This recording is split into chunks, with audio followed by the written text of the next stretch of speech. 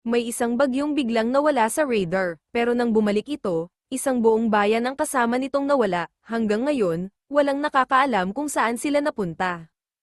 Kung mahina ang loob mo, may oras ka pang umatras, pero kapag nagsimula na ang kwento, wala nang balikan.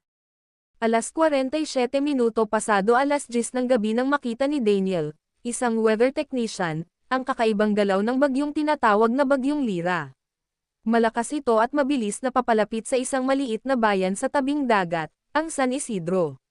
Normal ang galaw nito, hanggang sa biglang tumigil ang radar. Sandali, bakit hindi gumagalaw? Tanong ni Daniel. Ilang minuto ang lumipas, wala pa ring pagbabago. Hindi ito bumabagal, hindi rin lumilihis, nakatigil lang ang bagyo. Sinuri nila ang radar equipment. Maayos naman. Pagkalipas ng halos 30 minuto, biglang gumalaw ang bagyo. Pero hindi papunta sa dating direksyon. Bumalik ito sa San Isidro. Sinubukan ni Daniel na tawagan ang bayan para magbabala. Isang beses, 2 beses, 3 beses, walang sumagot. Maging ang police station at municipal hall ay hindi rin makontak. Bandang 13 minuto pasado alas 12 ng madaling araw, may pumasok na tawag sa weather station. Isang lalaki ang nasa kabilang linya. Mahina ang boses. Sir, nandito na ang bagyo. Lumikas na ba kayo? Sandaling natahimik ang lalaki. Pagkatapos ay sinabi niya, may problema, sir. Ano? Walang ulan. Napakunot ang noo ni Daniel. Pero nasa gitna kayo ng bagyo. Alam ko po, kung ganon, ano ang nakikita ninyo? Nanginginig ang boses ng lalaki. May malaking pader ng ulap sa paligid namin. Biglang may narinig na malakas na static sa linya. Hello. Walang sumagot. Hello. Naputol ang tawag. Kinabukasan, ipinadala ang rescue team papunta sa San Isidro.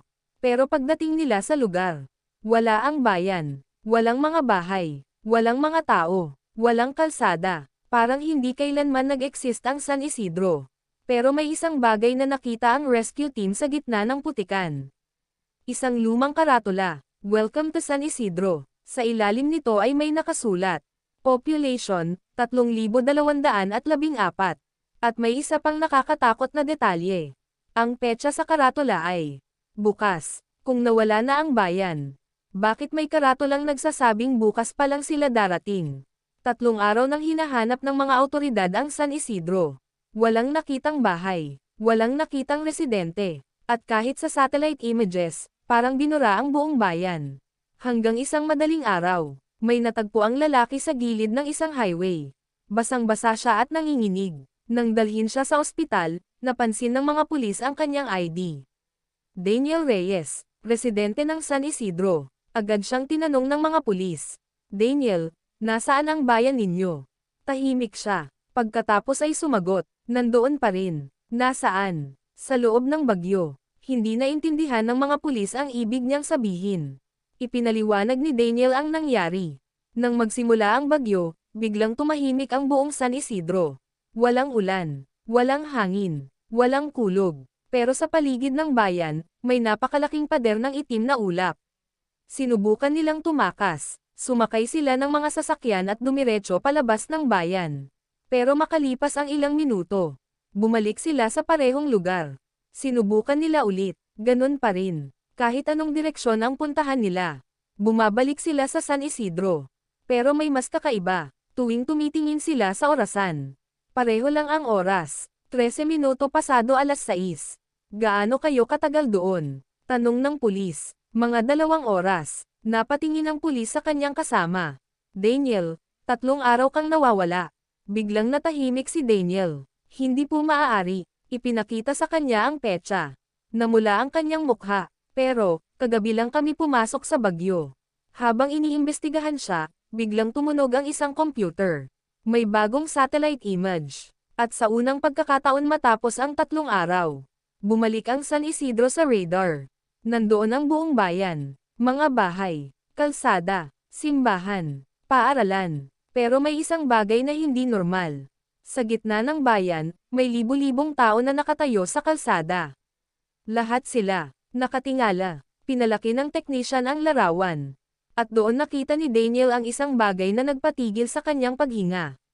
May isang lalaki, Sa gitna ng mga tao, parehong damit, parehong mukha, parehong relo, siya iyon, pero imposible, dahil nasa loob ng ospital si Daniel.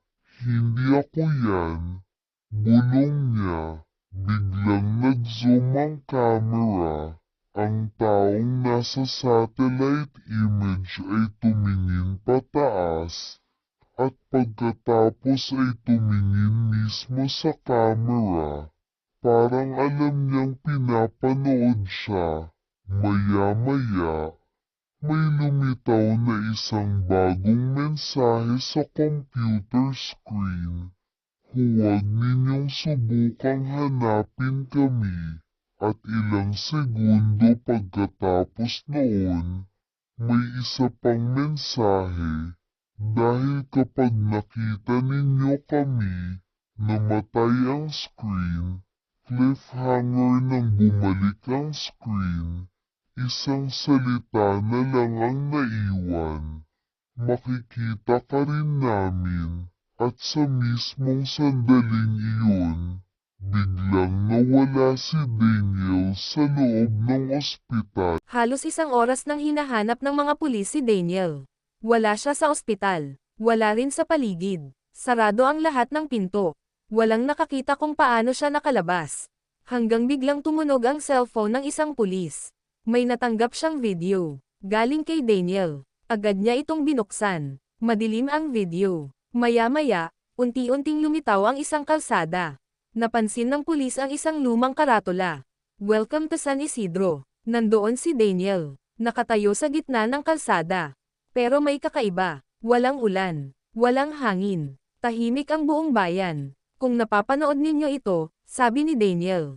Tumingin siya sa paligid. Hindi ko alam kung gaano na ako katagal dito. Biglang tumingin siya sa kanyang relo.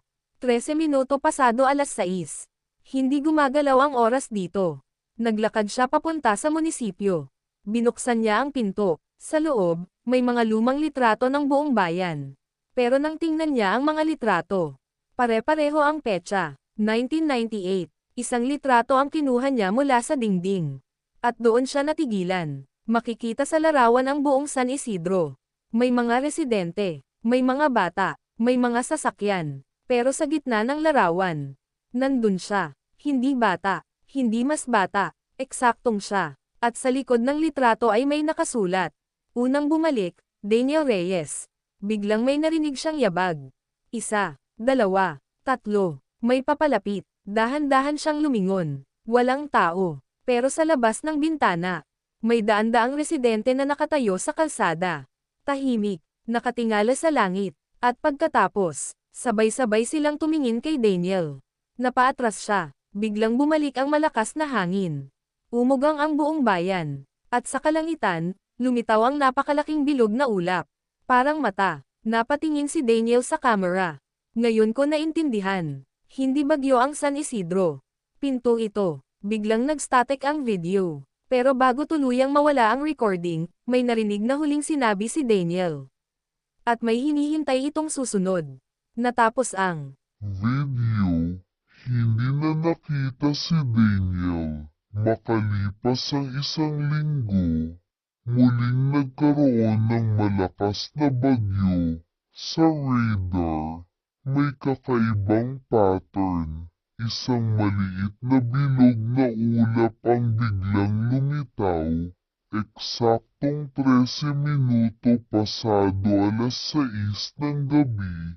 At unti-unti itong gumalaw patungo sa isang bagong lugar, isang malaking syudad, sa isang weather station. Napansin ng technician ang pangalan ng lugar. Napatingin siya sa kanyang katrabaho. Hindi maaari, sa radar screen, may lumitaw na mensahe. San Isidro, next location found, at sa ibaba nito, population, 3,215. Wakas, pero sino ang 3,215th person? Si Daniel ba?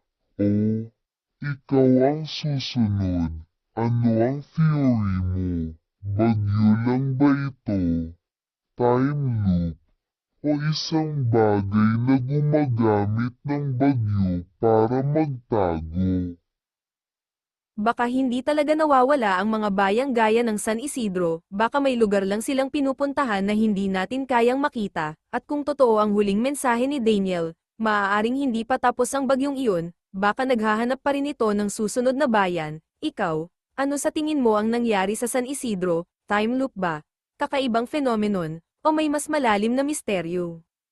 Ito ang Story Force PH, kung saan bawat kwento ay may lihim na naghihintay mabunyag, hanggang sa muli, at bago ka umalis, huwag kalimutang mag-like, mag-comment, at mag-subscribe, malay mo, iyon na ang maging panangga mo sa susunod na nakakatakot na kwento.